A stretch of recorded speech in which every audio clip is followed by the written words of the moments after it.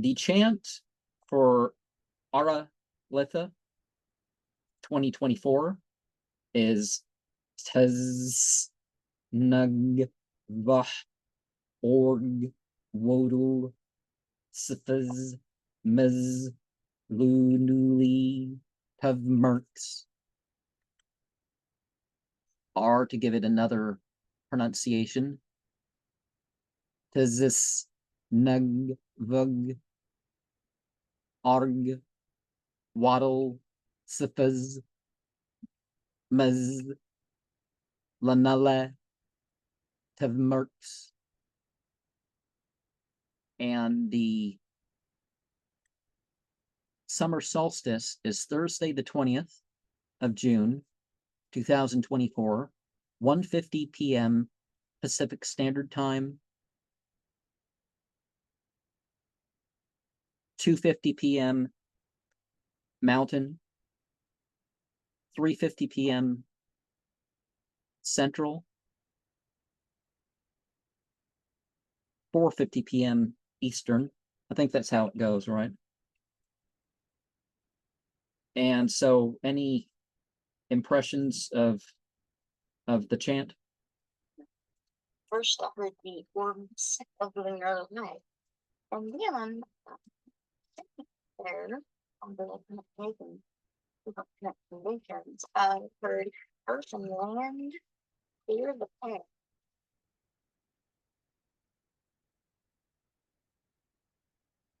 And so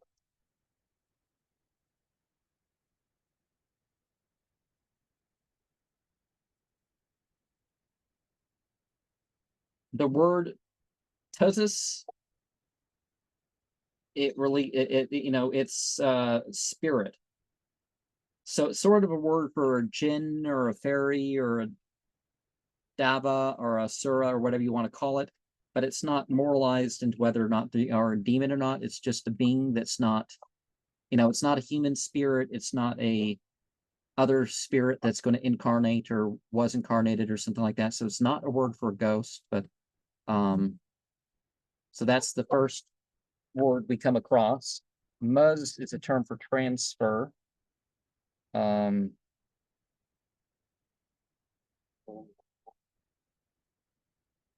so anything about the items,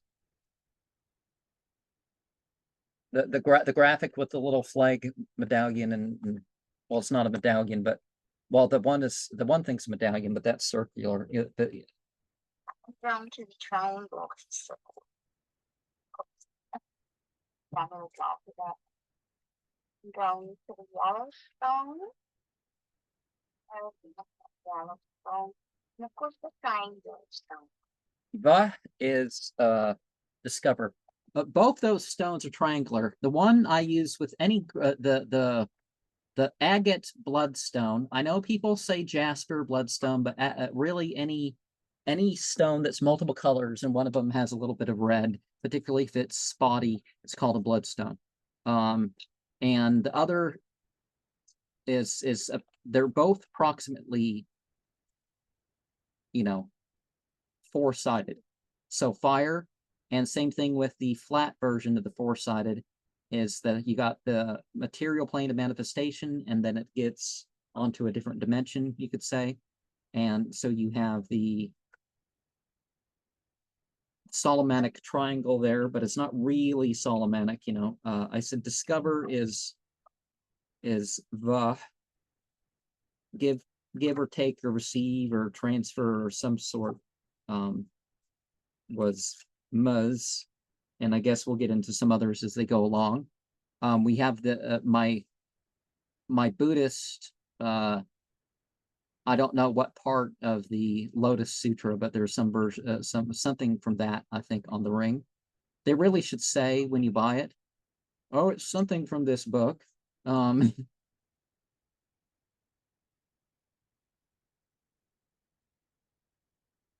That could be it too. Someone made it and then they're like, it wasn't important enough for them to know. It's like, why are you marketing something, something this spiritual use? And so we have, of course, we have the order of 9 angles star, which is sort of the 5-pointed star extending of the elemental with the spirit extending into the planetary and alchemical. And you got the double lunar thing with that double circle motif on the outside. Just as you mentioned that, I'm reading in an out of state pocket. Something beyond humanity, la la la la la. So yeah, about that, I've made some notes. I wrote becoming quote unquote good to the mundane. They will no longer know you, including that wrote or like you even, but that's definitely okay. Oh, okay. Let me hold on. Oh, marks. Okay, I found marks. That's not the same thing.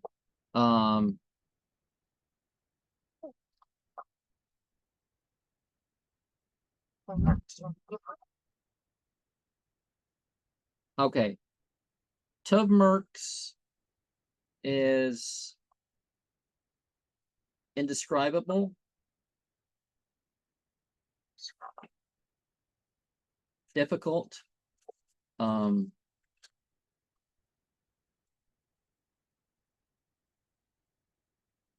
made manifest, some sort of effort thing. Difficult. You know, there may be times where things are difficult at the process that one goes through, and at the end, they become stronger, you know, and better for it. And of course, the Lum Qasas Tiba Huxley Woe Kilty Hazibram Zipti. So the chant of the order. So the heaven and hell of the gray, the presence, or you could say grays if you want, of something that tests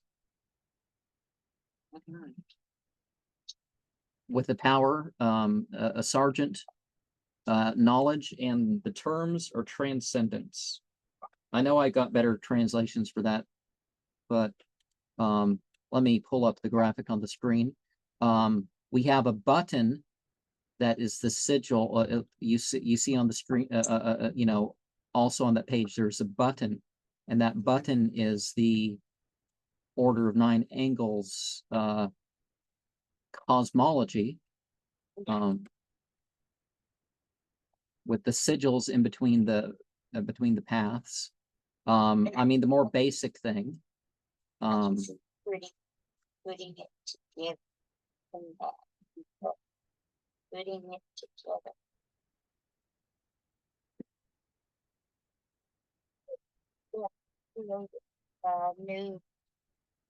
A new person, a new being, you know, beyond. It's like something that somebody may not have got. Somebody is asking some questions, and I basically, you know, I said that everybody thinks that something is criminal or perverted, or in some culture, you know, you can't rely on, you know, the laws of whatever country or society or whatever to guide you in that respect. There are certain principles that will make it so you probably won't get in trouble wherever you go, but or at least you won't unnecessarily get yourself in trouble. So yeah, this you'll see what I bring up here. The heaven and hell of the gray is with the presence of a sergeant who tests with and trains with knowledge of the edges and terms and transcendence. So I should probably get out the Peely, the wonder working ring. We mentioned that. And the one thing reminds me of that's the clay thing that I made, and I'm you know, I gave you one of them. I just want to look real quick to see how many sides on the carnelian point. And you don't know, so silver and gold, but I'm not sure if there's any silver present in anything.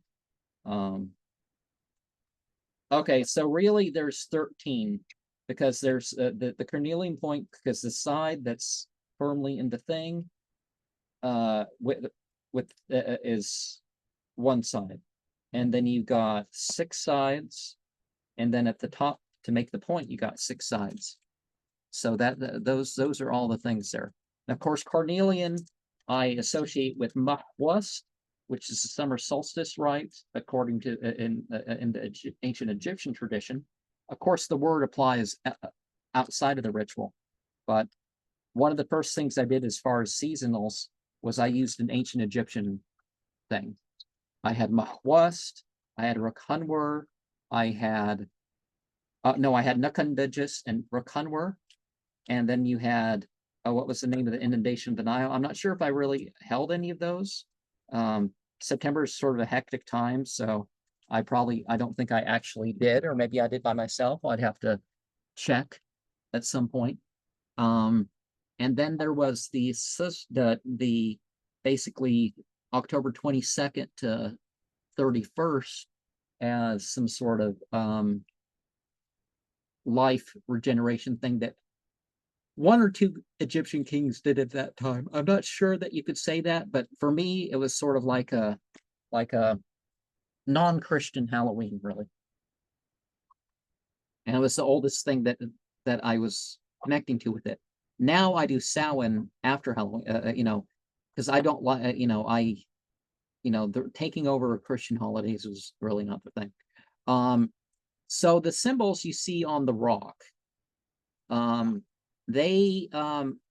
just felt that what was in white should have been in white, and what's in red should have been in red. And these symbols are in False Prophet issue 2.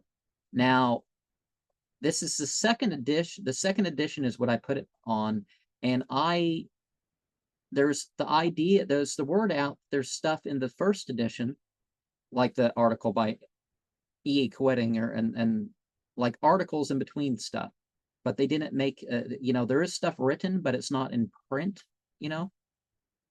So in the illustrations of the heresy story, you had these symbols.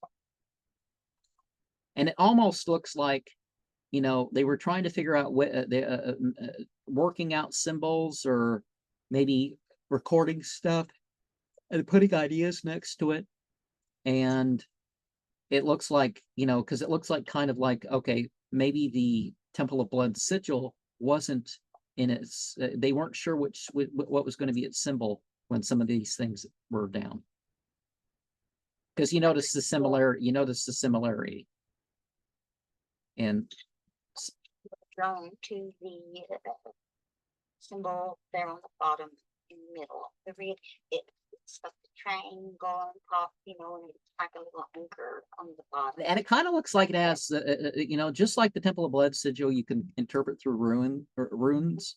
It looks like the one that you don't have, that perhaps maybe you could say that it's like a twisted Gera harvest rune, or maybe it's the and you have the Fjord, so the P and the J were used there. So the pear or the basket.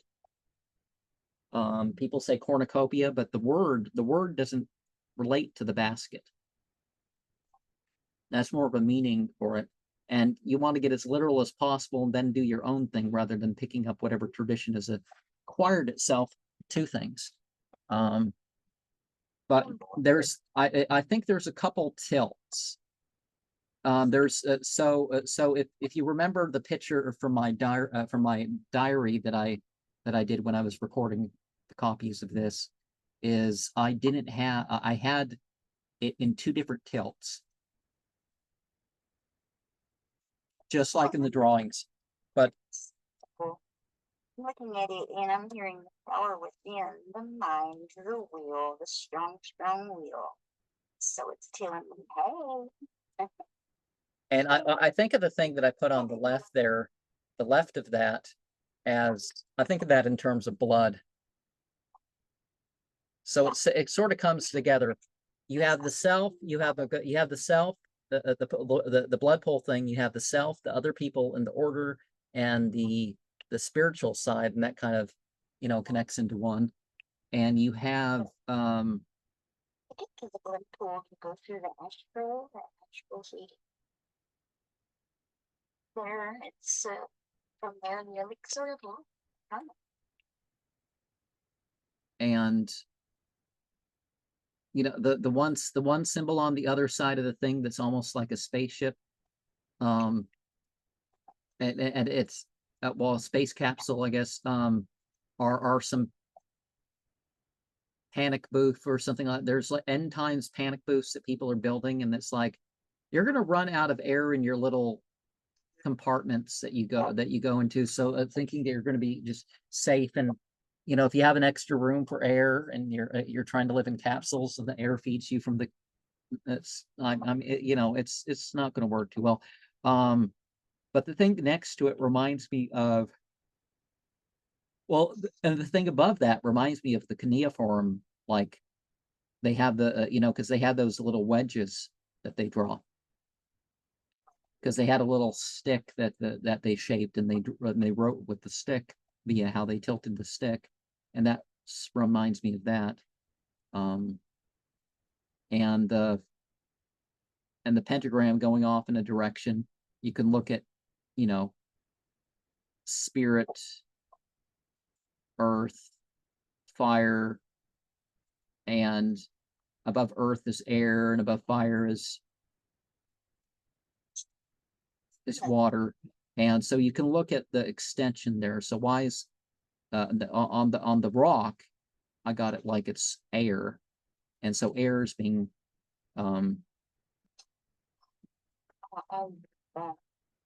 My book, looking at it, comes to page 9. I like that, you know, about trying out to the darkness, individual purpose, and that the communion, you know, to achieve confrontation. From the confrontation comes transformation and breakthrough. and I think I've already released my programs on False Prophet 2 and Psychopolitics of Predation. So I've talked more about that there. And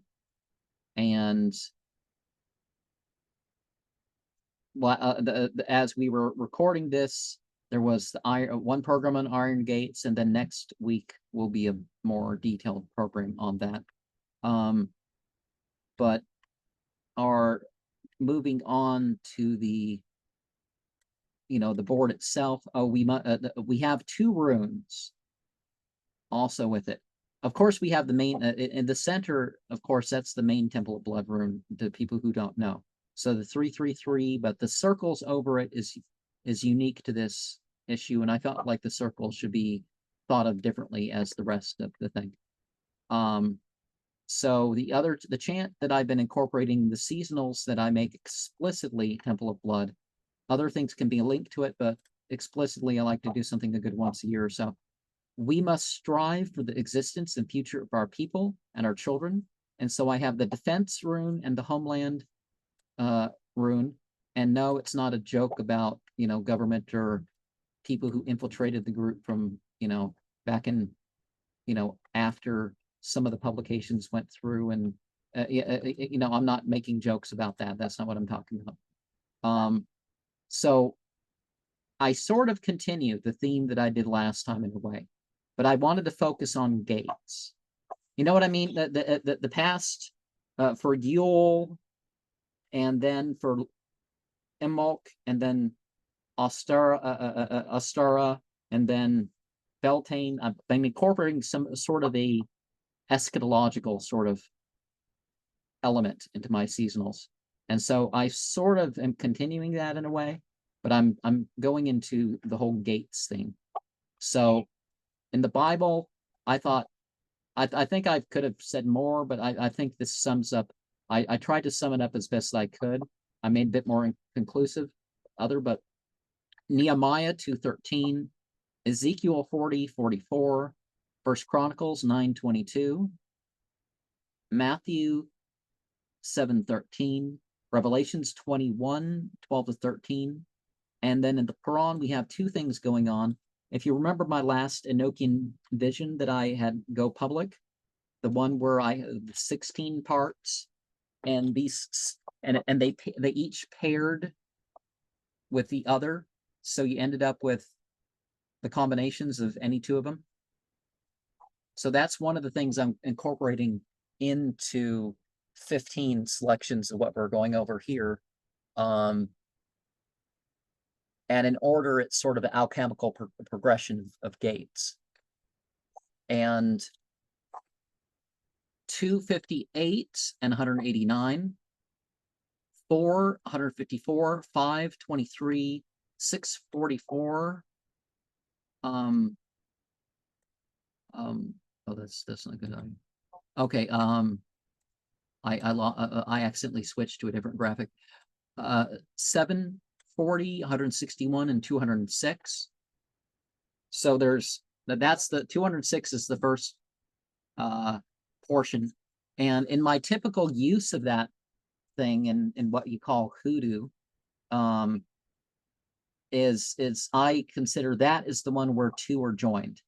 So the other ones are, so out of the 16, fire of fire, air of air. So I got 2 fires to start the thing. And so fire of earth and fire of fire is 7,206, I believe. I don't remember quite at this point. You know what I mean? The alchemical, the quadrants, fire, air, earth, and water, and each of them is fire, air, earth, and water of this, fire and air, earth, and water of that, and that, and that, Surround myself with it. I had that thought earlier today. And I got more of my, I don't know, I think I got those candles a dozen years ago. I might as well use them ritually before while they're not completely, and they stand in one place. They're pretty good. You just have to be careful that you're not going to burn yourself or your clothes or something. I've done that like twice. But if I cut myself dinner or whatever, I'm not even necessarily hurting myself even more.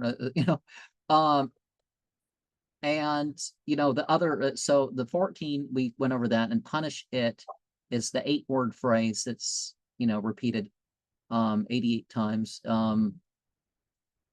with the belt or whatever. So 12, 23, 25, 67. Each of these things has different lessons to it, by the way. 13, 15, and 23, 15, 14, and 44, 16, 29, and 48 through 50. So the prostration passages are the gate passages are the ones that some of them have 3 verses, some of them 2, some of them have 1, but they equal 22 verses in all. 17, 107 to 109, 1958, 22, 18 through 77, 23, 77, 25, 60, 27, 24 to 26, 32, 15, 38, 24 and 50, 39, 71 to 73, 70, 76, 40, 76, 41, 37 and 38, 53, 62, 54, 11, 57, 13, 78, 19, 84, 21, and 96, 19. And any thoughts before we get into the formula that I've composed to?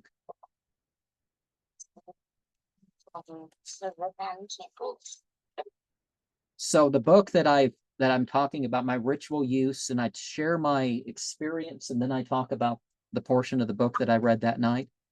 I like that format. I think it's okay. It may not be the best thing, but I may just continue doing that for months every year. To step in my temple, ritualize the context of it, and express my, experience and of the ritual use of it and of the content itself. But so the rites of Baal and Astarte, I've bounced it off that. I bounced it off of the seasonal in general. I bounced it off the 3 Temple of Blood sources that I've included in this year's specific new readings. But And I'm really, and really A.A. Moraine and some other some more official sources quote the Book of Dark Mothers, and I'm like, where's this Book of Dark Mothers? I haven't even seen it referenced. I've seen it referenced, but I haven't actually. Maybe it's not printed. Maybe it never went into circulation, or it was a private circular of some sort, and I just wasn't around at that time. Because when I was around, I did my series Criminal and Perverted Satanism, and I'm saying the point isn't to be just criminal perverted, but you got to accept that some people may consider you that. And but what's necessary is what's necessary. But it's just like they tell you, if you're going to do certain things, that there is military and other government roles if people want to go down that route very specifically. Or just prepare yourself for possible disasters that come, and look at the laws of your state. Is okay. How far do the intruders have to get in your home? Actually figure out what that is. You know what I'm saying? The and not go any further, but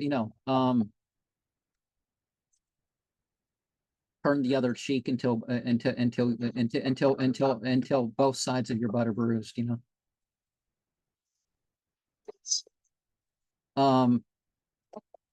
Okay, so and you notice how I used singular to make it, one, to narrow it down, and two, to leave it open, because some people are going to think of it in a plural sense anyways. But the gray hath dripped upon the born by tree. The day has been the longest for the blood, milk, and honey to reach the sea. From this point, descent is the way. The dark and dead will lead the way to immortality. From the scorching and the pilgrimage, the lays of the year have brought us through even the harshest of alchemical mysteries. Dying, depriving, and the depressing seems like it is all to come our way. Burn away the rose and pluck the thorns to find the vitality of what has been. Cast out deconstruction from far away leaves the real you and me. In and out of states of consciousness, something beyond human is displayed on either side of action. Through the kingdom of cults, the impetus is of what commands beyond futility. The stages of survival and thriving comes incrementally. We stand before a lost and represented history. We must continually practice and spread the expedition of this mythology. The time will come for the repopulation, but it shall be with the consciousness of a trainee. In and out of the tunnel, we as adepts go forth, presencing with a new are the oldest ideas of divinity. And so, any thoughts about all that? As you was reading, came to me feeling ever. This is what I just wrote. Ever. Immortality from the eternal pool. Drink deeply, thou beloved. Change, change, change. Yes, 3 times I heard that. Transformation must be thy goal. Look, learn, and dissolve.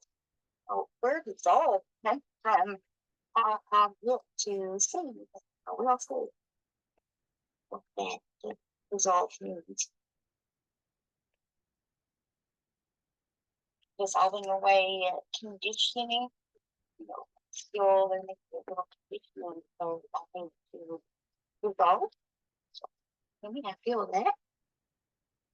It's working through getting rid of conditioning. It's a progress. Step by step. It's a struggle, and through it, you can kind of feel that you know, still just a little way to go to rid of the feeling and all.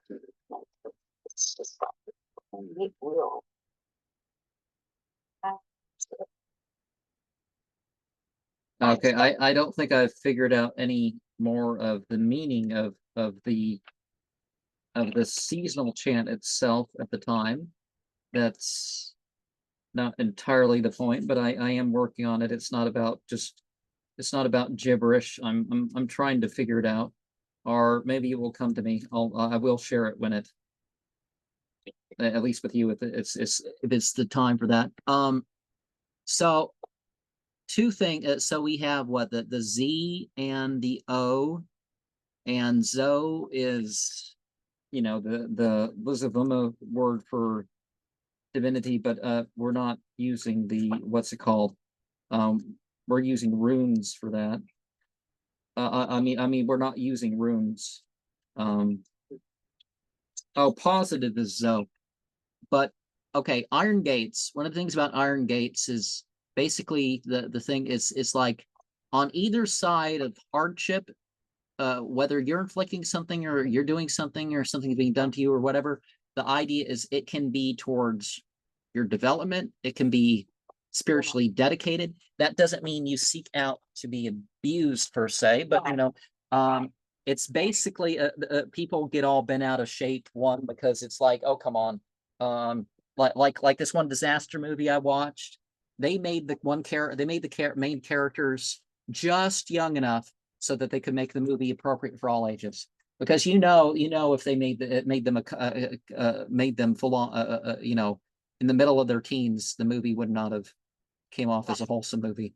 And they would have had to have people twice as old play the movie because you can't, because these perverts in Hollywood have people in their 20s doing stuff because they say, well, we can't have actual teenagers, actual 15-year-olds and stuff. So it's like, and they try to put their morals on these on all this stuff. Is absolute nonsense. But the point is like this is post-apocalyptic thing. This is generations after a utter depopulation, and it's going on further. The military's involved in it. She joins a cult, and the commandant, either that's like a metaphor for the outer head, or it's a metaphor for the spiritual beings themselves, the Greys, Drill Sergeant Grey. That's what I connect it to. Of course, I think that's for me. I experience that as a species, and I match this off with the rites of Bala Astartes, which is based on the Ra Shamra tablets and Farafari and stuff like that. Moat kills the brother. The death kills his lord brother, and it's like, oh, death and dissolution and all that is all you have in store. I forget exactly what it says. It's not necessarily important for me to quote it because it's not like I have the rights to do anything, any public performances or anything like that, or even group performances. They're particular about that. Now, if it's private, that's a different story, but whatever, but so yeah, you have this idea that all there is this, but even operating the harshest of currents, there's something more to that.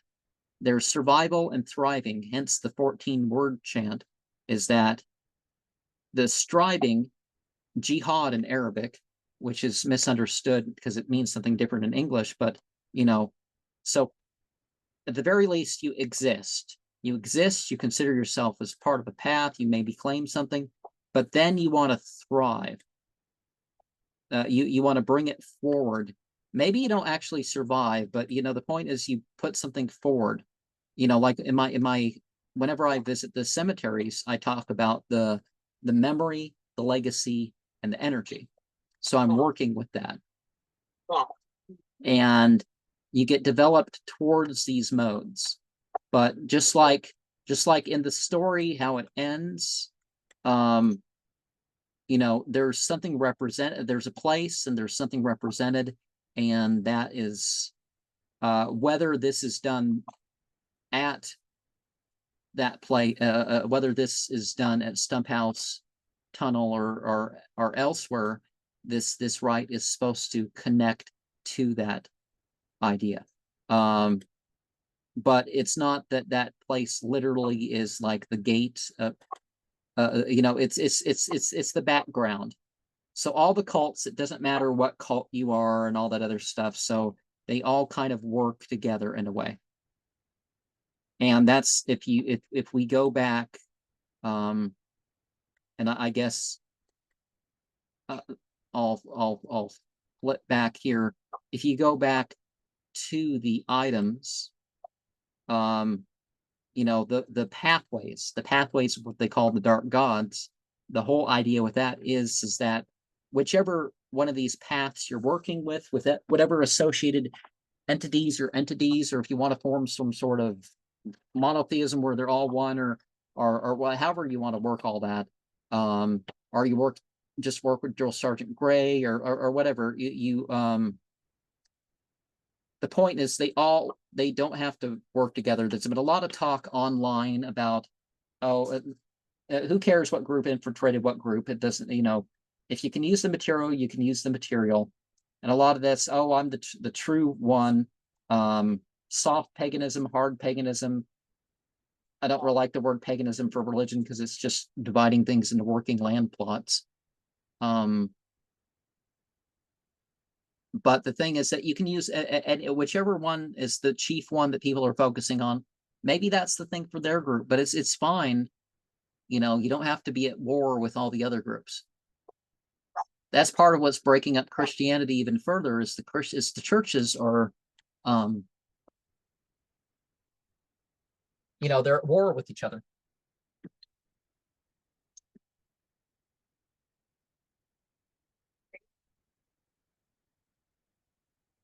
The Christians killed they killed 25 million people for not being Christian, or being the so-called wrong type of Christian. And, you know, it just sorts of defeats, holds back the whole movement when they're not united towards one in that respect. And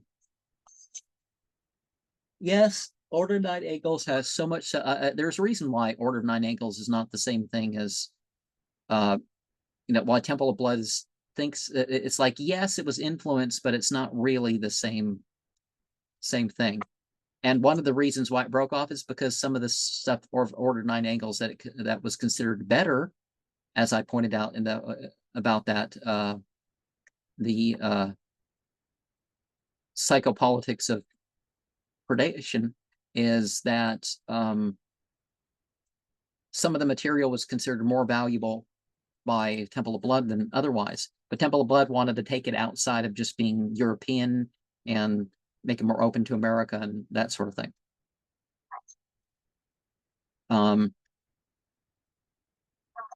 Quick question. Now, the subtle value, that's basically what somebody would call the aura, right? You mean the light, heat, moisture, and magnetism that, yeah, and every things have their field, and it's like people it's like I am on a third what I should a good night's sleep right now. So I have been kind of, I couldn't do I couldn't record the amount I had probably a good hour and a half all to myself this morning, but you know, fat chance that I didn't get to use that. So 10 minutes recording one section, and I could have probably read the other 10, 12, 12 pages of what I was working on, and made my comment of all that. I just couldn't finish.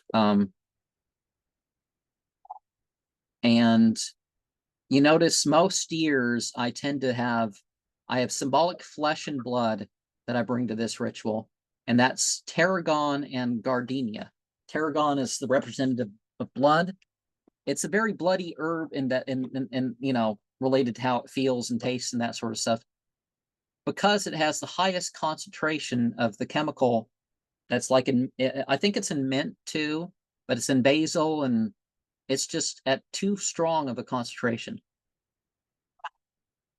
So, and gardenia, yeah, it kind of reminds you. And it already had that connotation. That's part of the reason why I like to use different verses from things, is because these verses are, there's a history. There's a history of things being used for their, people find stuff with certain meanings. And I guess I'll start here with the, because after the solstice moment, the 150 on that Thursday, we end up going further here. Okay, where's my graphic? It starts to get darker. So you can actually, one of the ways you can interpret the seasons is through the darkness. So white, then it starts to get darker. Red, darkness has a clear foothold. It's half dark, but it's about to be the darkest half of the year. And then it is the darkest quarter of the year. Then it's the darkest of the year. And then it's almost as dark as it's going to be. We're still pretty dark. And the darkest is behind us, but it's half and half. And then darkness is getting weaker. And, so you can think of the 8 times of year in that way. I'm not operating as smoothly as I've said. I'm running on a lot less sleep. Okay, you're doing good. You're doing better than me. And I think I ate too much sheep liver last night.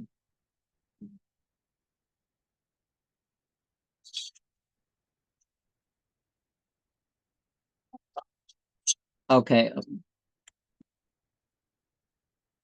Well,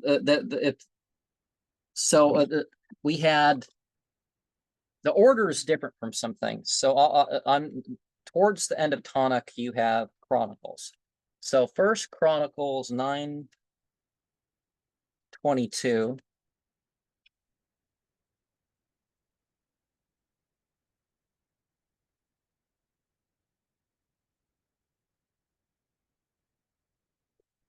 That, and as hot as it's summer, in the old way of thinking. So it's not really the time to be, eating as much. So I'm not exactly the right temperature. I'll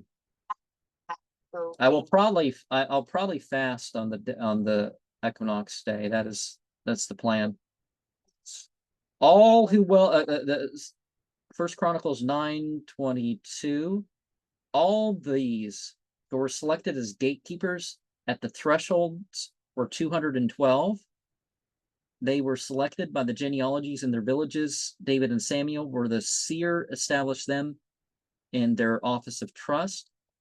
Oh, that's interesting. The Nazium are 212 families of a particular pseudo-Semitic group, and then they grafted on other families. But that 212 could have very well been picked based on passages like that. So that's interesting. 212 families based on their ancestry. You do find that the richest people in the world are always from those people. And people think, oh, Gates and and Elon Musk were. It's like they came from super rich families. They were just the ones that got picked or used their opportunity from their family to excel. You come from a family with $200 million or $500 million or something like this, and you end up getting that much money yourself or more money. It's not like you made your way up from the bottom, just some guy, and the nonsense that they want you to believe, the so-called American dream. And it's like, yeah, wait, like if you're Rockefeller, you're usually poor if you're a Rockefeller. But one of a handful of those Rockefellers are going to be relatively super rich, and some of them are going to be so rich that it's hard to believe if you don't know that people actually can get that rich, if you actually know the reality of it. Right. But it's what people do with these things, right? Like the Axis controlling priest thing. There's verses, I forget where they are, but they warn you about these access controlling priests. And some people warn you about gatekeepers because they want to be gatekeepers themselves. Like that was sort of my thing about one of the books that I've read more recently, is that I was thinking about it. It's like, wait a second, they're talking about all this gatekeeping and dogmatic and stuff, and it's like, but then again, they got you into their thing. Which in a way is fine, but it's like, at least, okay. 44. Oh, when I'm this tired, I can't see as well. Everybody wants me to drive.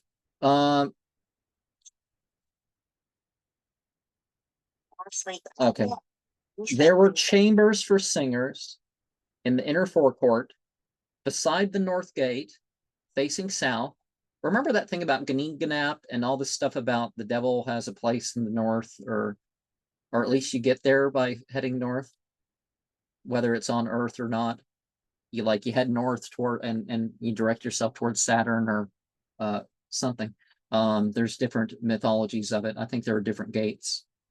So facing south, and the one beside the east gate facing north. Okay, yeah, so yeah, feel free to comment on any of these things as I come through. That's definitely what I do in my ritual. I say the verse and then I throw out a comment, and if anybody was actually joining me, I would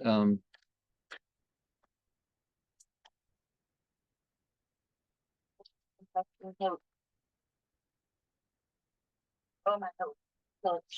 It's over a box. Like, I don't always state everything that I would agree or disagree about anything that I particularly use or how I believe. I tend to leave things open for other people, and that they can put their intentions and stuff on it.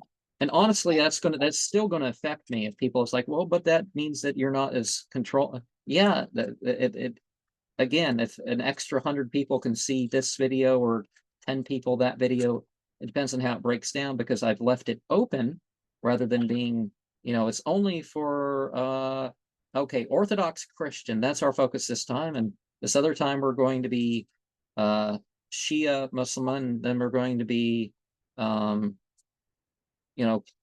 Kabbalistic Jews from Saped, or we're going to be Parsis of this particular group sect, Parsis from Bombay. Yes, we're going to be Parsis from Bombay this time. No, that's not what I'm doing. But if I do a ritual in that cultural context, people can certainly connect to it mainly through that. But okay, I am. I don't know. It's like I feel like I'm, for my future people, here it's like, future family and all that. I feel like, I'm leaving something for them, like little guidebooks. I like to think of it as little guidebooks, for the future generation. Yeah.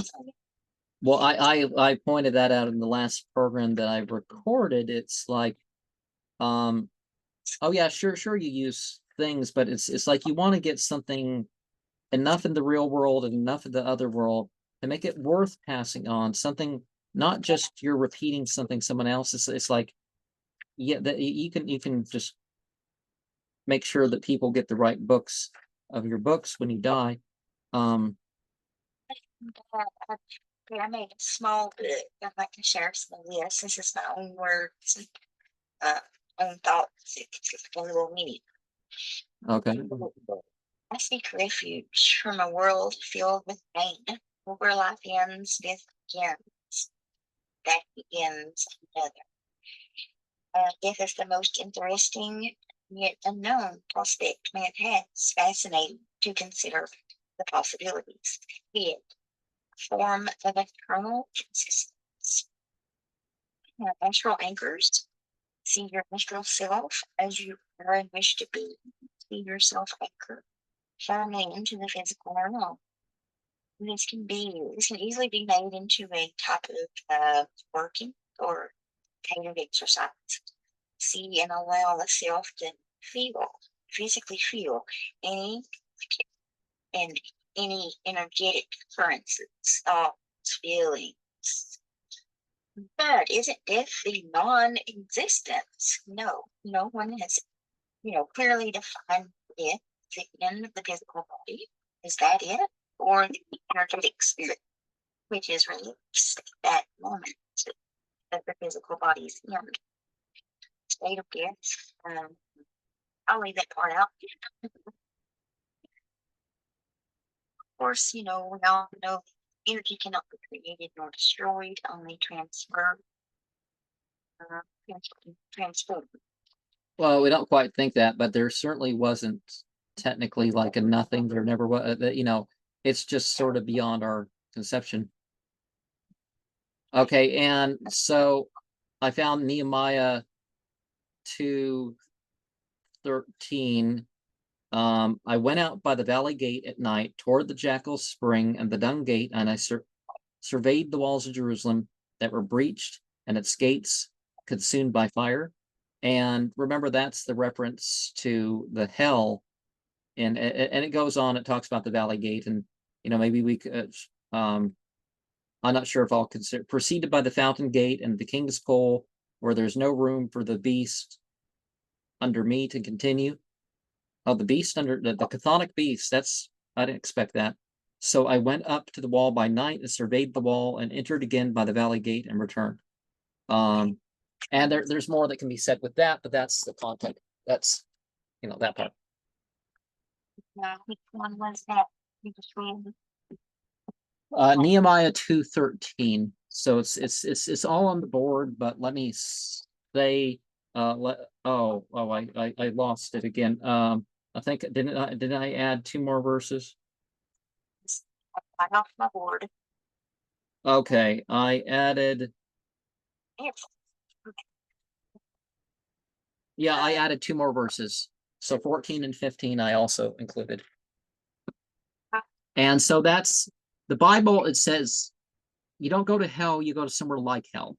But of course, the Norse hell is closer to what people are thinking. So there's that.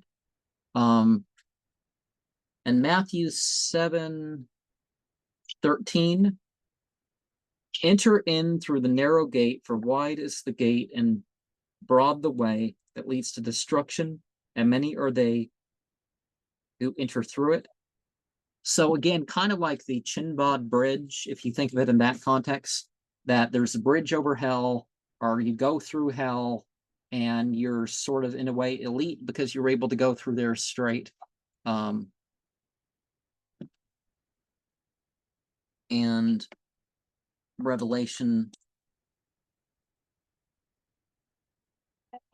21, whether one even not believing, especially when you can look at it psychologically, it's not too well. It's the worst thing written as far as in the entirety of what they call the New Testament, except in English.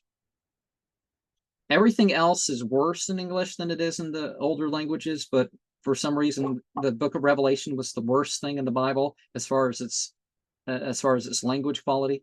But it was, okay, so 12 and 13. And I saw the dead, small and great, standing before the God, and books were opened, and the book, another was opened, which is that of life, and they were judged, the dead, out of those things written. Well, I mean, you have to be judged on your own life. So this kind of, so in the books, according to their works, and gave up the sea. So the sea is one thing mentioned of the thing, whether you think about that as a Tiamat reference or as a consciousness or spiritual dimension thing. In it, the dead, and death, and hell give up in them the dead, and they are judged, each according to their works. Okay, and then it goes on, 14 is and death, and the hell were cast into the lake of fire, and this is the second death.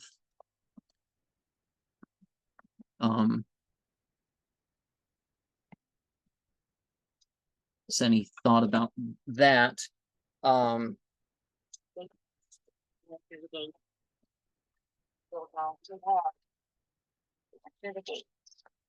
But it does question if even the things, the broad forms of things and the concepts of the type of thing, even death itself is judged by what it is itself. It just doesn't make sense to make it into some oh, and the graphic on the board, I made it like the point extended with the 5-pointed star that's kind of shaped weird is the water point. A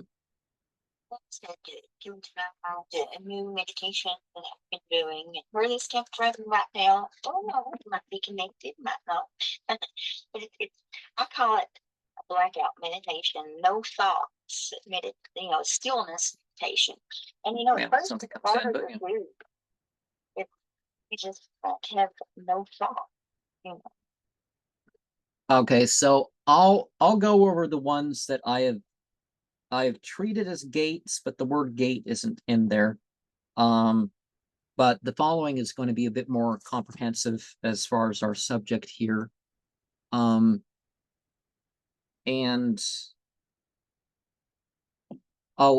before we go on, there's also the idea of the seasons in terms of emotions, or the train.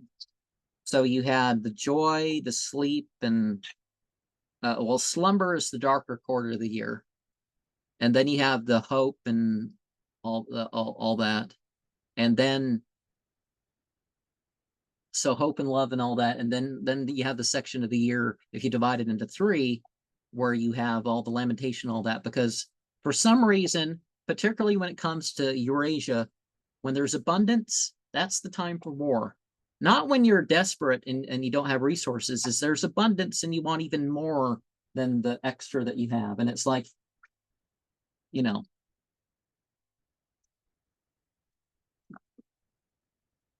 but if you divide it into emotions, the bright quarter, the fear is the dark quarter of the year.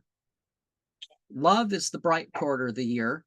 And by bright quarter of the year, I mean what used to be called summer. So a week into May till a week into August. The day actually varies a little bit, but we'll just say a week. And so starting with a week into February, you start the season of hope. And then in August, you start the season of hate.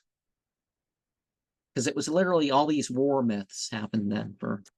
It's a weird thing they did to us all. So 7/206, verily those who are in the presence of your Lord are never too proud to worship and celebrate his praises and bow in homage to him. So, and the next one like that in sequence. So that's the verse I give 2 meanings, the fire of earth and the fire of fire.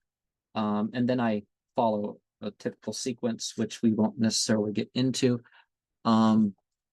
And I think the next one would be, is it 13, 15? 13, 15, and 23. Yeah, 13, 15. Whosoever is in the heavens and earth, by God's submission and will, are perforce, as do their shadows in the mornings and evenings. So the subtle force too has a law of its that it has to go on, or it can knowingly go on it and not have to and work with it. But 1648 to 50. And of course, in my ritual, I say these things in the Aramaic, Greek, and Arabic. 48 to 50 of 16. Do they not see the shadows of all that God has created, inclined to the right and to the left, bowing in obeisance to God? All the things that move on the earth and the heavens, the angels, bow in homage to God and do not behave with pride. They have fear of God for this power over them and act as commanded. And by angels, we mean the light beings. So the fire beings were the ones with the choice. So that's part of where that's going.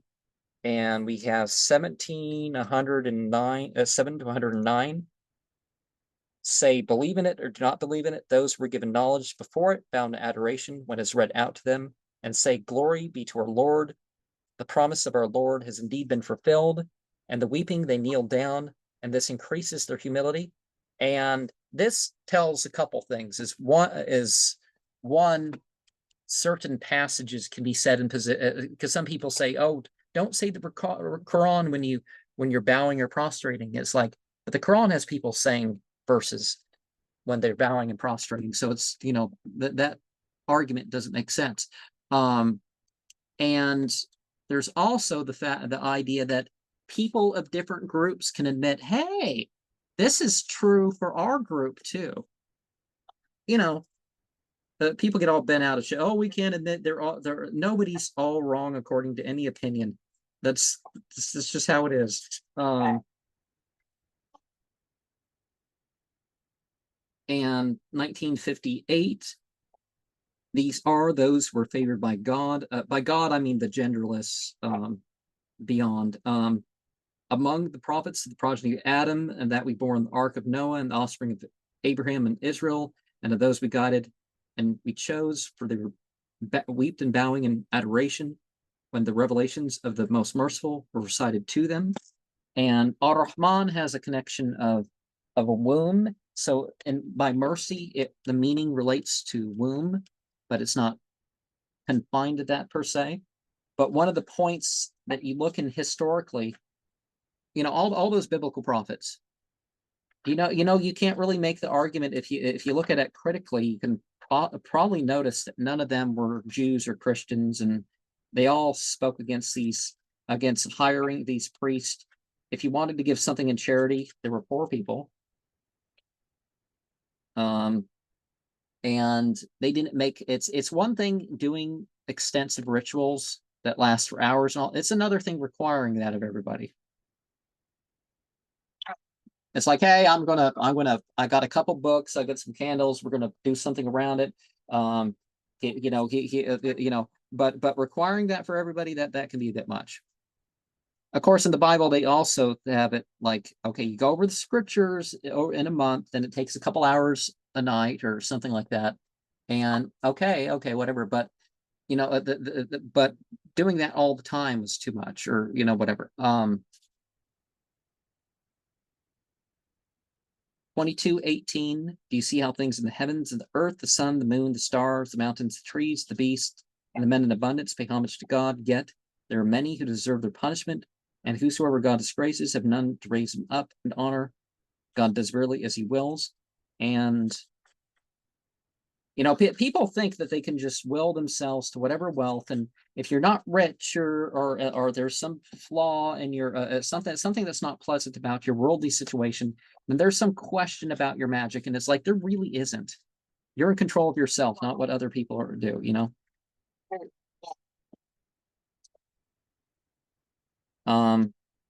And it refers also the forces in the heavens.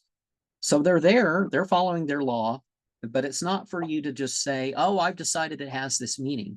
You can direct that like if you light incense and this plant can have this meaning, and you're asking for this, that, and the other, it can be part of your offering, sure. But it's not that this happens necessarily only because you've got the right herb, and it's not going to work if you don't get the right herb, and all that. No, it's like there's putting too much of a person's energy into getting just the right incense and just the right.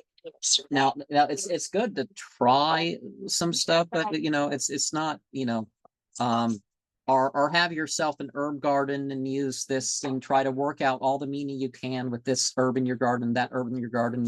And you've seen I've done some of that with my videos, and I try to get a name for the plant, a mystical name. And so 22:77, oh, you who believe, bow in adoration, worship your Lord, and do what is good, that you may find success. So again, like the thing I was in Revelations, it's your own deeds that's going to put you there. It's not that you claim somebody else's as a model and don't do anything about it. That's, you know. Wow. And these people, it's like there's two words for fanatic. A fanatic is either a person who thinks the temple or the figure or the teacher is it, rather than the teaching or the practice or what you do at that temple. Some places are maybe more sacred than others. Certainly you can practice to the point where you can set up something anywhere and build it up over time. But the thing is, the thing about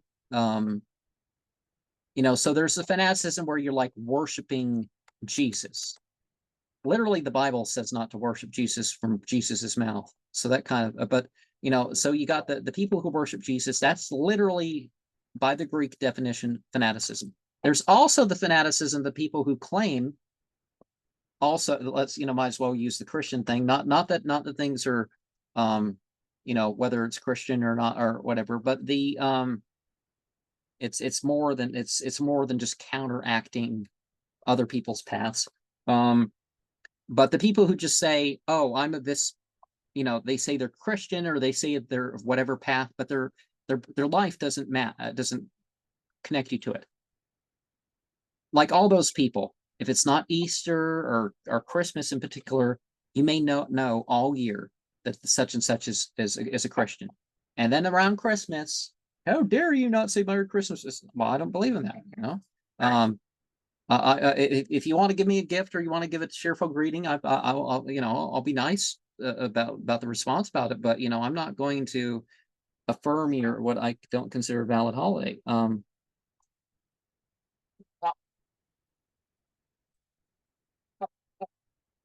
And so 60, and when you say, I mean, 2560, and when you say to them, bow before Ar-Rahman, they say, what is Ar-Rahman? How should we adore whatever you access to? And their aversion increases further. So, but see, that's the point. It's like your source, the mercy that you've been allowed to, the boon, as you know, the neo-pagan community says, you use the word boon.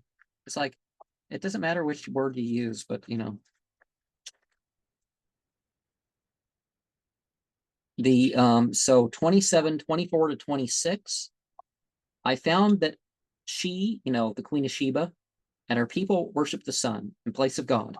But Satan has made their deeds look attractive to them, so he's turned them away from the path, and so they don't find the right way to worship God, who brings to light what is hidden in the heavens and the earth. It's kind of related to like the Hindu word of Chaitanya, not the language, but the idea of the bringing of the darkness to the light. What is hidden in the heavens, the earth, and what is cognizant of what you hide and what you disclose. So your inner and outer side, you got to bring yourself to the point where you're okay with both of them. God, there's no God but He, the Lord of the glorious throne. And so you may have a throne, but there's something, a causal with a greater throne, and maybe something, a causal with a greater throne than what you, and greater than what you think is, you know, above that. But referring to the object, see, that's the thing about charms and amulets versus talismans, is when you got a charm, you're treating the whole thing like it's the power rather than it reminds of the power. It's a magical tool.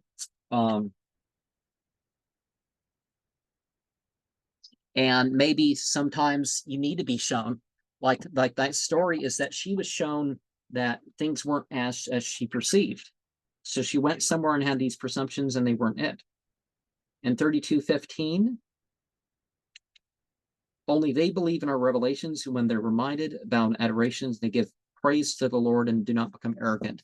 So it's not that you don't have a good opinion of yourself and stuff. It's just when the evidence comes your way that this is how it should be, you know, this is how it should be.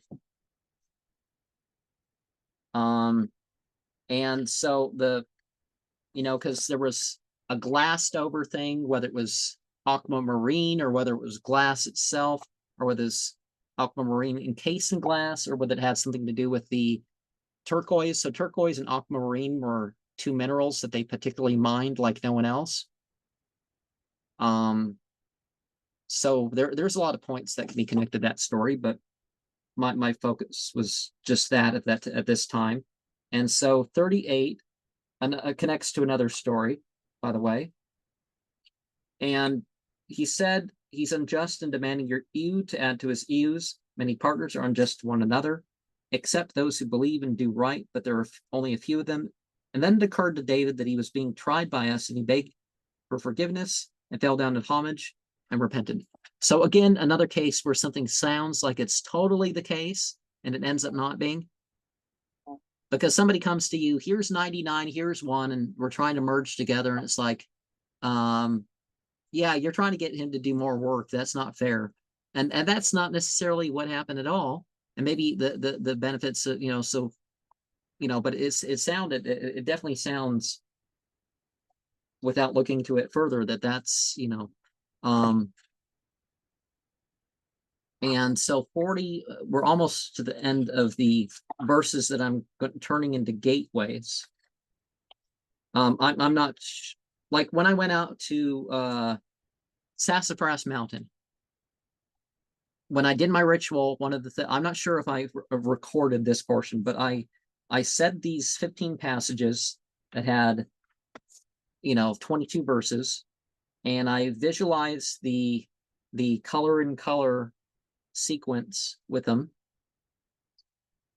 and then I commenced with the rest of the ritual. So whatever order people do the rituals that I post in, it's fine. I just I do things my way, and it has the effect that I want, and I build up to it. So just like a typical grimoire, my seasonal grimoires, which I share here, I'm building my way up towards things. Right. And so 41, 37, 38, the night and the day, the sun and the moon are only some of his signs. By his, I don't mean gender. It's just using a pronoun. So do not bow before the sun and the moon, but bow in homage to the God who created them, if you truly worship him. But if they become haughty, then those that are close to their Lord sing his praises day and night, and do not grow weary of doing so. Now, and that's the thing too. If other people aren't going to be part of it, that's their deal. But you're and you bounce yourself, just like the one verse where I talk about how the forces of the heavens. So you yourself can refer to these forces of the heavens and do stuff with it. So astrology is real. Astrology is something you can do stuff with without actually being a star worshiper. But people get confused about the term because they don't know what it means, basically. And there's all these people trying to predict everybody's future because they know this pattern, that pattern, and they make it so vague. They make it insanely vague to the point where something is true or enough is true about what they say if you think about it hard enough. And 53, this is an interesting passage. This is one that no matter what people believed, it seemed like they were bowing along if they were present. Bow instead of adoration for God and worship him. So 53:62. This chapter was said. It mentions the Nakala. It mentions ascension. It mentions Sirius, and it refers to stuff that's going to attract the Jews and the Christians, but it doesn't affirm their way. Talks about the beginning and start of life. It's a very detailed chapter in the sort of themes that it goes through. Oh, and it talks about destruction of places, and too. That's so.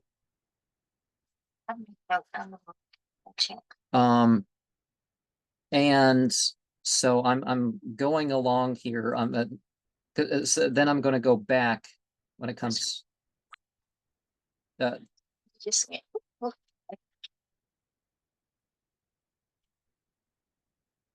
Obviously, this sort of takes a part of the discussions I had before doing these sorts of rituals when I did them on my own. So 84:21, and the Qur'an recited them.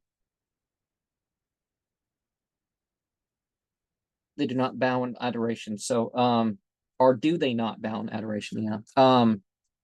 So again, when you hear of something, whether it's a sign in nature or a sign through relating of experience of a spiritual sort, it's what response is being drawn. And this one has an interesting story to it too. I'll say a little bit of the story. So 96:19, beware, do not obey him, bow in adoration and draw near. Now you can connect things about that verse and the chapter with two Bismillah ar-Rahman ar-Rahim parts. But that's not what we're talking thing here. So there, when that verse was said, it relates to the 19 guards that lead hell. It relates to how somebody came to hurt someone and they saw a beast. When they heard this, they heard that, oh, the 19 guards of hell, and I'll take, you know how men can be with the ridiculous things. The beings that are going to be over billions of people are the ones, oh, I'll take 10 of them, you can take the other 9. And one of these guys went out to hurt somebody who was doing a ritual, and the ritual wasn't really disturbing people other than people saying, oh, it's not our belief. It's like, but you do your thing, you do our, we'll do ours. And so he went out to hurt him, and he saw this hell beast and an opening of the ground into some sort of hell realm or something like this with this hell beast. Or I forget exactly how it goes. And the guy backed off, and he never tried to physically hurt the guy again. Because the guy would throw stuff at him and all this other stuff when all this stuff was going on. But anyways, like I said, the alchemical thing. So at the very least, the symbolism that's in, the message that connects to, that relates that symbolism, those passages that we went over that can be very well bounced off of the alchemical change. And some of these things are difficult because people like, oh, I don't even want to hear this source. And it's like, if you don't agree with authority or whatever association you have, maybe that's the stuff you need to work through, whether you're going to join that group or whatever the case is. Maybe it's something you need to work through. So 78:19, this one's not the end of the chapter. The heavens be wide and turn into so many doors. And remember what I've told you the past, I don't know, like, has it been four winter solstices? So whether I'm inside or outside, it's like there's some sort of gate that opens. And I never quite remember all the symbols. I got my own version of the Dakala symbol with it, but there's a whole group of sigils with it, like a couple hundred or 200 or something, and they relate to some names. And maybe some Kabbalists can tell me, okay, what is a series of verses that equals 1,000 letters? Or I think that's what I said, 1,000 letters. And how it can divide into 5, or, Just a few minutes ago, I had a symbol come to mind, and I drew it on some good picture. Well, I may not be able to post it in the thing quick enough. I can try. I can try. Okay, it's 57:13. We're on the home stretch here. The day the hypocrites, men and women, will say to the believers, wait for us that we may borrow a little light from your light, and they'll be told, go back and look for your light. A wall should be raised between them, in which there will be a door. Within it will be benevolence and retribution without. You know that word in the Bible, Baruch? Baruch in the biblical language, Aramea is how they spell it. It's a curse and a blessing. So it depends on what you do about the situation, whether it's a curse or a blessing. But that's another incidence of people, they got to do their own work. So people see that somebody succeeded, and it's like life's over with. You really don't. You've spent your chance, man.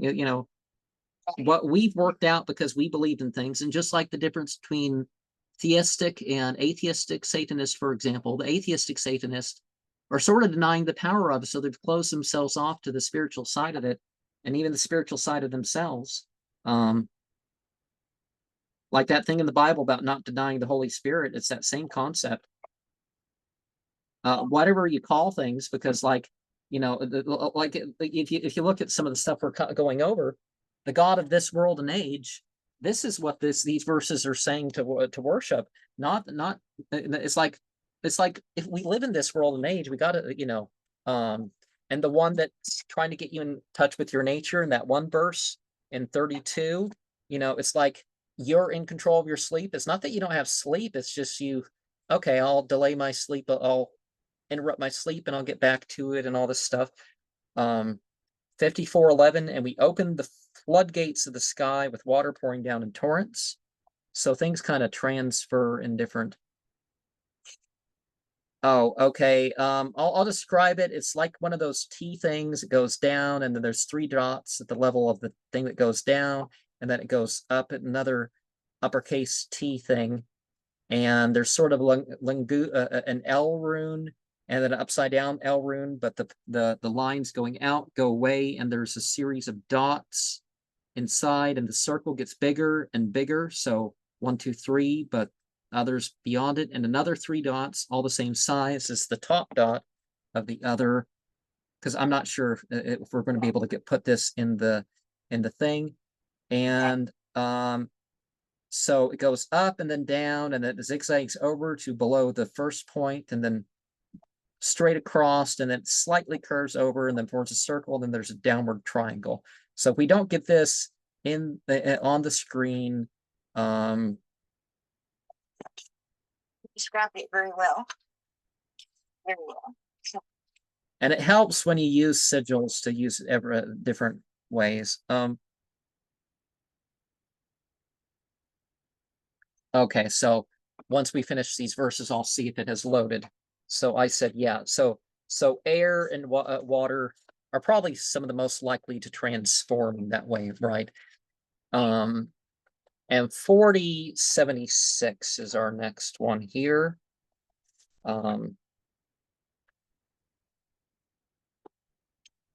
So enter the gates of hell to abide in it forever, how evil the abode of the arrogant. So again, if you have a certain mode of feeling or thinking about yourself, then, that's what you translate over into. Okay, maybe I did need to share these rather in order that they occur book-wise, go through and then go turn back and look through that way. Because those two made enough sense as is. And so sometimes when you do rituals, you do need to skip verses here and combine this from this chapter and that chapter, and if you're using pre-existing forms. 40, 70. Oh no, 39. Okay, 39 is what we're using. 71.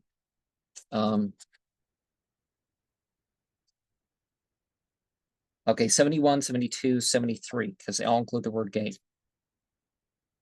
The unbelievers will be driven to hell in groups till when they reach it and its doors are opened up, its keepers will say to them, did not apostles of your own come to you, reciting your Lord's revelations, warning you of this your day of doom? And they'll say, yes, but the sentence of punishment will be justified against the unbelievers.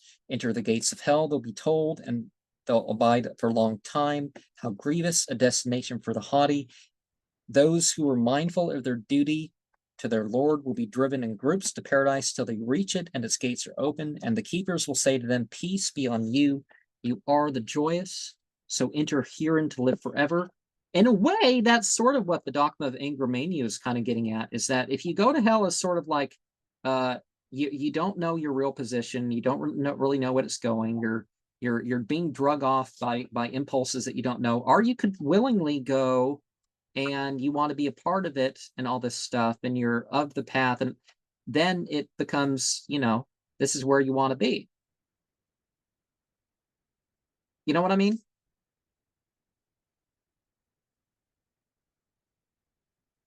Hello? My phone might get out there for just a second. Oh, well, I was saying, like, one of the things that Dr. Angramania does is it mentions how they have you're upon a way, right? So the people who go off to hell because they were just, they believe that they were that they made this rather than intentionally through their beliefs and actions being upon a certain way, they get drug off to hell, but they don't want to be there. They didn't mean to serve they didn't mean to serve the devil or whatever you want to call it. So it's really metaphorically the same thing. So if you're on it, you know that there's an afterlife, you have an idea of your own position in your existence, and you don't misstate yourself, and you're doing things as a duty and consciously and all that, then the afterlife's not such a bad thing. But it really is a hell, if you if you just get drug off and scattered into bits, and 3850, I think, is the next one here. So again, that metaphor, like we were talking about earlier, that some people say God, some people say Satan, and sometimes it's the context that you're using it in. 3850, Gardens of Eden with gates wide open to them. And again, the Gardens of Eden means, linguistically, it's referring to something beneath, like there's water and stuff beneath. So you're working on this. It's not just a surface thing. It's a what's open beneath you. So Scientology talks about it as not being abrogated, and it's one of those sources. It's like, you don't believe it because it's Scientology. You just say it because even the Scientologists know, or and 2377. So when at last we open the gate, a severe punishment on them, they'll be overwhelmed with despair. So if you don't know it's coming and you're not preparing, again, you're overwhelmed by it. But if you build up over time, it's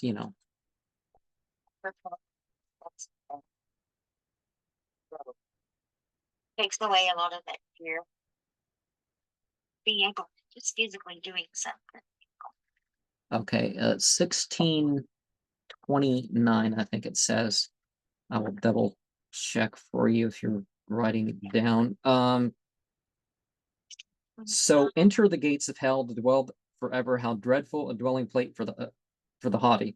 So yeah, if you think, oh, this is not my place, don't put me there. Or I'm automatically going to be whatever I want. I decide, and I'm, rather than earning your way or whatever, having a reason, you just want to think you're better than everybody else, like all this blood and soil nonsense. It's like, it's what you do with your ancestry. It's not you're just better than everybody else just because you have a different ancestry. Because whatever it is, it's how much you do with it. You could have all the advantages in the world, and if you don't do as well comparatively with what you have as other people, even if you do well, they'll probably be better than you on some level. I'll the 15. Okay, I jumped ahead. I might as well keep my order. 1544. Which has several gates, and each gate is marked for each section of them. So there's the talk about the gates of paradise and the gates of hell, and it depends on your level of consciousness and deeds and all that stuff. So different deeds and different consciousness states that you've worked yourself up to, that's where that's put. So it's not per se some vindictive, oh, you're going to be punished and all that. It's like, well, what do you choose? Just like in this life, the worst and the best possible consequences of your deeds as far as the worldly results, that's really how it is. And that's how you got to think of stuff. You don't think of things as one of these. Now, people convince themselves of that and it's their fault, but you know how particularly the stereotypical teenagers, like, oh, it's not going to be, it's probably not going to be me. And they find themselves in all sorts of problems because it's probably not going to be me enough times that they've had some consequences of various unpleasantries of some sort. So even if we open a door for them in the heaven and they ascend through it in broad daylight. So 1514. So people don't have the spiritual experience and all that because they just haven't allowed themselves to ready for it. And even if they had it, it's like, what would it do if they just believe it's something crazy and they don't know anything about it, and they're not going to, it's probably going to be worse for them if they have it and they're not ready for it, or they haven't accepted something, you know. Sometimes people have experiences that change their minds. Me, I had my experience that it wasn't that it changed my mind. I was ready, and then I had the experience. But I believe my whole life the body wasn't me. I was a soul, or I had a soul, or however you phrase it. It's the same thing. Some groups like Eckankar get too bent out of shape about we don't have a soul, we are a soul. It's like, yeah, same thing. It's just said from a different angle. It's that they really mean the same thing. But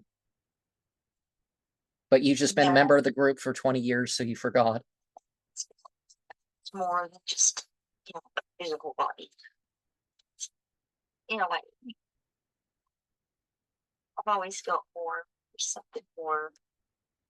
But I believe that. I believe that until I had that experience, it wasn't like I knew, and then I knew. But you know, a lot of people wouldn't have been necessary to know yourself as some weird thing that's not the body. Because that's really a way you can describe it. You're some weird thing that's not the body. Because it's not even like a mental thing, but it, you know. 1323 perpetual gardens, which will enter with those of their fathers, spouses, and children who are virtuous and at peace, with the angels coming in through every door. And again, just like the thing about the devatas, they're called in Hinduism. It's not that your body is that you are all these different gods and stuff like this, or some people think of it that way, but that's not really what's being said. Is that your parts connect to these parts of the universe, these spiritual beings. It references them, so you can reference all these spiritual beings and stuff straight up off your body, just like Michael W. Ford. I'm not sure because I've watched the videos. I know he has a book on achromatic yoga or something like that, and it's sort of the same thing as the. I think the Dogma of Ingram Mangu does it much better, but it's basically, so you got the 9 gates, and the 9 gates are connected to the reference of these entities.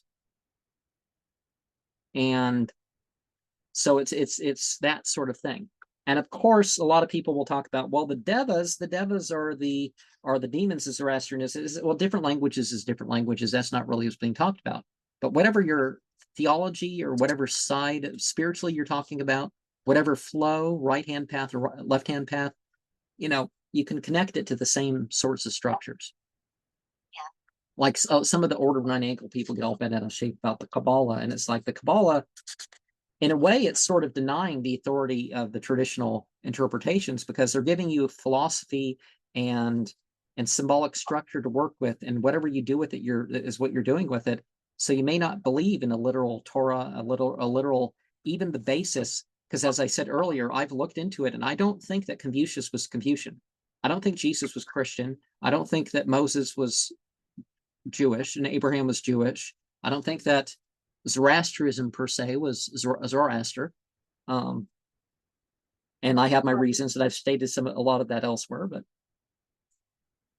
I remember reading about all the stated, you know, do not worship me. Yeah, some dude said he was the son of God, and he's like, he drops everything. He interrupts whatever he was doing and performs an exorcism and cast whatever was bothering this dude into a bunch of pigs that ran into the sea. There's symbolic references to what to certain polytheistic cults with all that, and we can perhaps get into that later. But or perhaps I've gotten that at some point in my channel somewhere. But you might want to the White Goddess is a book. There's PDFs online. It's old enough that there's the older version has PDF. The newer version with some of his notes and stuff before he died and some of his updates to the book, no. But anyways, it does get into that. But yeah, or somebody says, good Lord, and he's like, no, there's only one good Lord. It's not me. It's this thing that sees beyond those that see. And so, see, if you look at the meaning of when it says God, it's interesting to look at what's actually being said. It's not, you know, this whitewashed thing that people are talking about as a rule. But you know, we're okay. So 1267, almost done here. Okay, this is the main one that I think that people, if nothing else, that they would And they were leaving. Their father said to them, "Oh, my sons, do not seek one approach, but seek to employ different ways. If anything should befall you from God, I shall not be able to avert it, but all authority belongs to God. I place my trust in him, and the trusting should rely on him alone." So it helps not to put all your eggs in one basket, as they say. So he tells the sons, "Hey, go through different gates here, you know, and there may have been different reasons people put with that. And sometimes things are out of your control. So you think that things are perfectly structured this way or that way. And, you end up finding out that, see, because you didn't put all your investment or efforts in one thing, then there's something else, or perhaps something benefited in a way beyond what you thought it was going to. That's why, like in most mythologies, you talk about these different gifts. So the entities, they either give you the qualities, or the entity gives you the quality, or there's different boons that you get. You get a hammer or a belt or a sword or whatever. You get different things. So the hero doesn't get one thing and stop. 12:25. So both of them raced to the door. She grabbed and rent his shirt from behind. They met her lord outside the door, because she was married to a chief.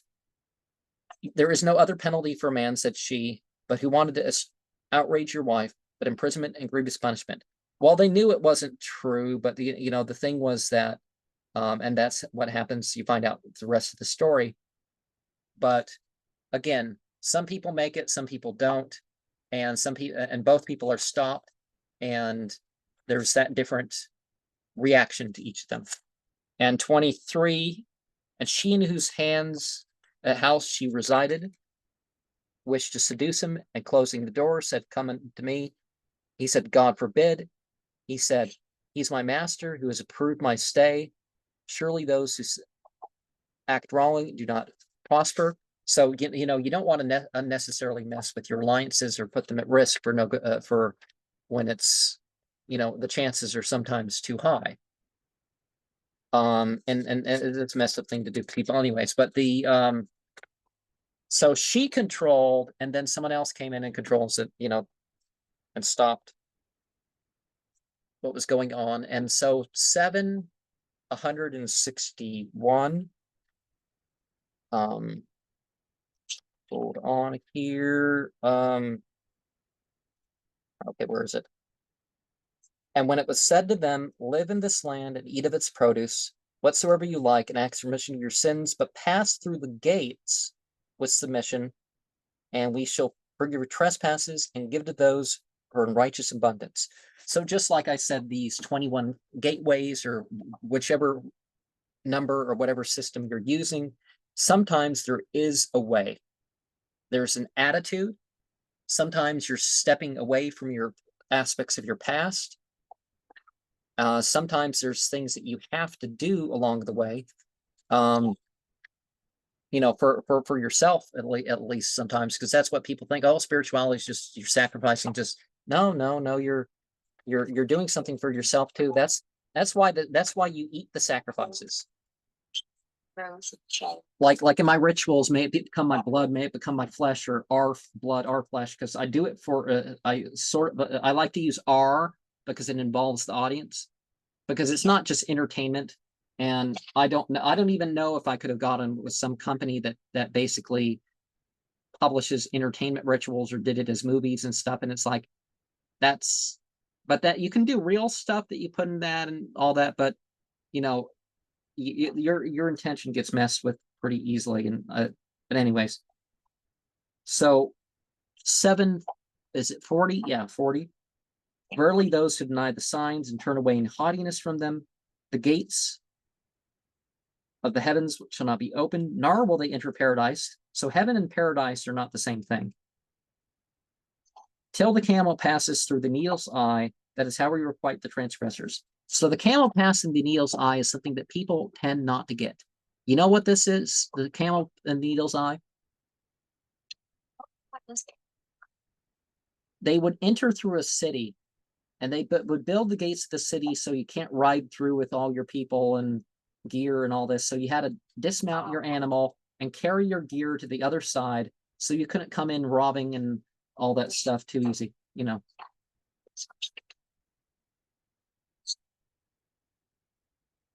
644, and when they become oblivious to what we had warned, we opened the gates of everything to them. Yet as they rejoiced at what they were given, we caught them unaware, and they were filled with despair. So sometimes things are open to you, you get what you want, but you didn't get it you didn't put the context with it. So if the context isn't given to it, then it can not look at you. Not look at that. No, that's not the word I'm thinking, but you know what I'm trying to say, maybe. 523. And of course, the real ritual is probably going to go a lot quicker, but then again, experience can take it sort of whatever. That's why if you're doing rituals in caves that are 20 degrees colder than outside and all that, or 30 or 40 sometimes, it's important to dress like you're going to be still in the dark for, because you do you go a lot, like for example, I had the idea of going in to that place and chanting the whole way. I'm not sure when I'm going to do it, but chanting the whole way, saying a poem related to whatever seasonal or whatever other rite that I have decided for that time, or that's closest to that time or whatever, and doing that, and then allowing the phosphines and stuff to build and other presences to connect and all that. Yeah.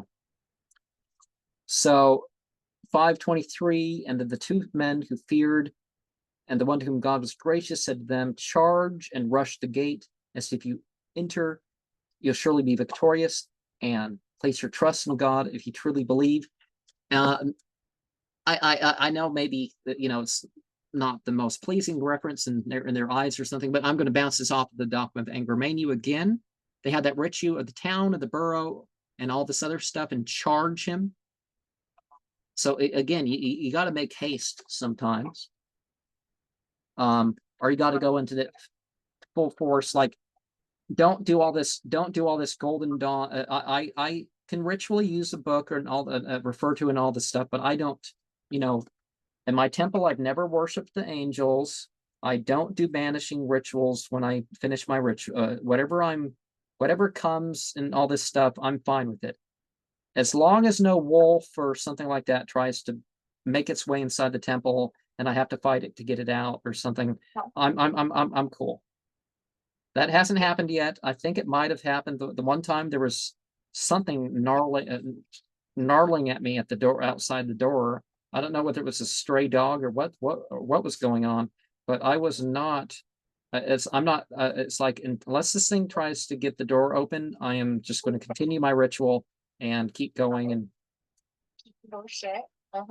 I don't know. So we exalted them on the mount, and we gave solemn pledge and said to them, enter the gates submissively, and told them, do not break the Sabbath. And they took a solemn pledge.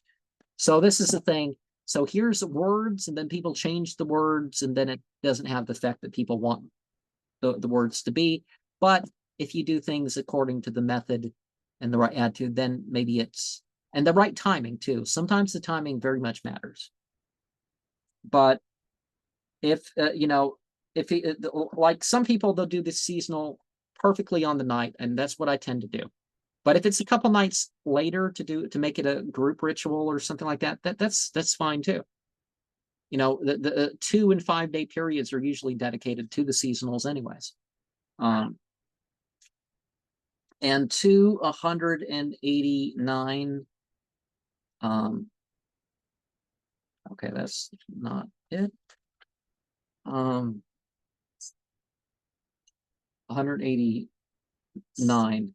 Okay, the acts about new moons say these are periods set for people to reckon time, and for pilgrimage, piety does not lie in entering the house through the back door. So the pious man is he who follows the straight gate, enter the house through the main gate, and obey God, that you may happily find increase and success. So again, if the way is explicit and that's what's open to you, and you don't have to result to some sort of unnecessary extremism. Just do things the main way, right? But as a rule, you won't be required to get gold rings and all that sort of stuff that some people think is required for rituals. Paper will work. You can paint things. Sometimes that's better than having somebody else make your thing. Is literally just, and just because you have a gold ring doesn't mean that, you know, things are going to work for you any different, other than it costs you an extra $1,000 to do the ritual. Arts are more than that now, probably. So 258. Oh yeah, I'm being tired as I am. It's even coming to some difficulties to turn the page. And remember when we said, do you enter the city, eat whatever you like and as you please, but pass through the gates in humility. May your sins be forgiven, and we shall forgive your trespasses and give those who do good abundance. So, you know, do what you like. Here's just a couple terms. That's generally that's the real message underlying spirituality that people don't tend to get, is that most things are forbidden. Most things are allowed, and very few things are forbidden in pretty much any path. And people focus on a couple things here and there, and the path's worth following. The categories are open. Like if you need to go to war, you can go to war, but you know, it's not, you know. But it's not that everything's open all the time, or sometimes too, but you know, the basic categories of life, they're all there, you know. What were you saying? Oh, I was saying that I've always felt, you know, spirituality, you know, it's kind of like a wound that you just feel within, you know, the within God. There's lots of things it's like some, you know what not to do. It's just it's just within. And this is the time where I would typically have the symbolic blood, the symbolic flesh. Maybe in case of this rite, I would have like honey present. I don't really even know how that's going to work if I'm doing this outside, even in the forest. But the you know, milk or something representing milk. I'm you know, dairy's like the only thing I don't eat. So you know, this is the time where in the ritual I would say, this is my you know, may this become our blood, may this become our flesh, or it is our blood, it is our flesh, and consume it. And then I would share my experience and let you know, sometimes it takes an hour, sometimes it takes a few minutes. I just let the exalted state of it all kind of continue. Maybe have further thoughts about the symbols that go through, and if you have more of that to share before we go back over to repeat the main chants and stuff again.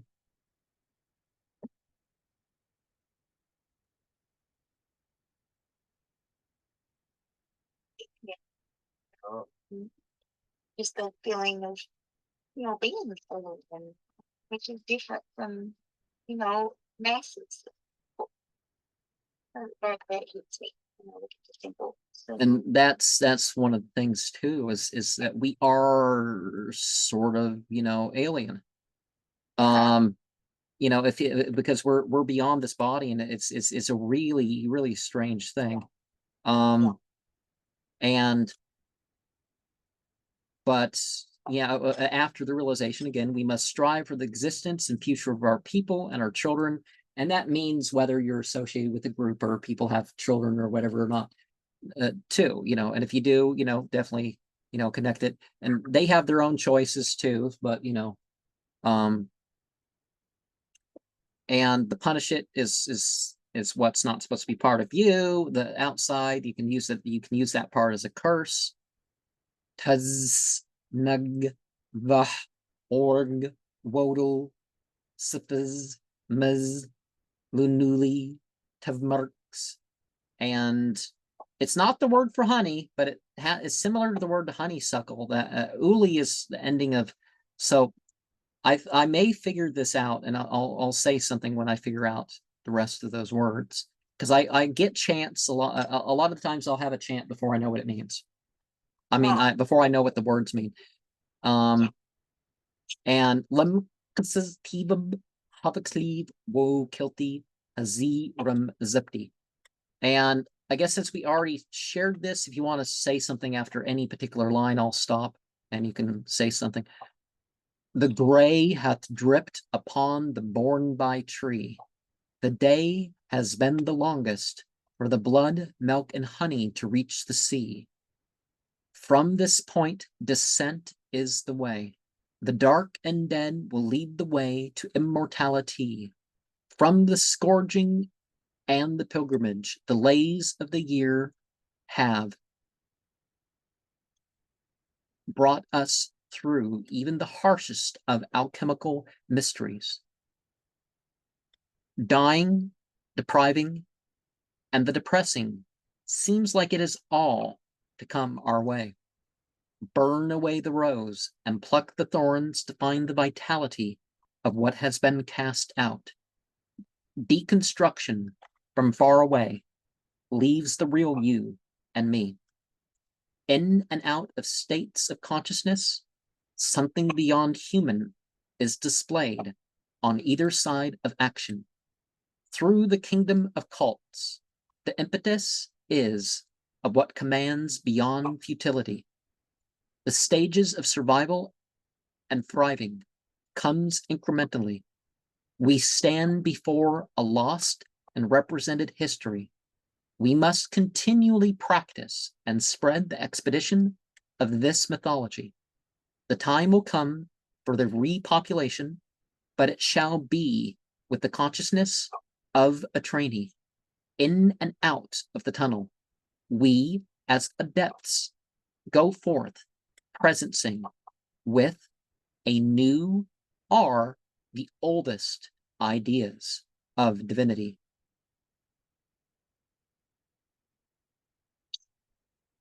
I am, covered in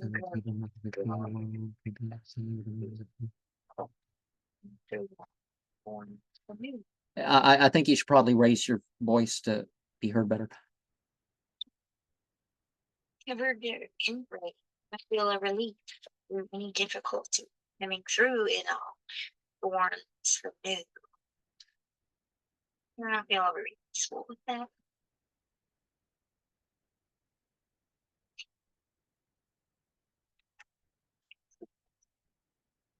And so whatever will happen with the rite itself, or the experience and the interpretation of anybody that's referencing it or using it, that's, so the sunset of Thursday is the ideal time for it. And let me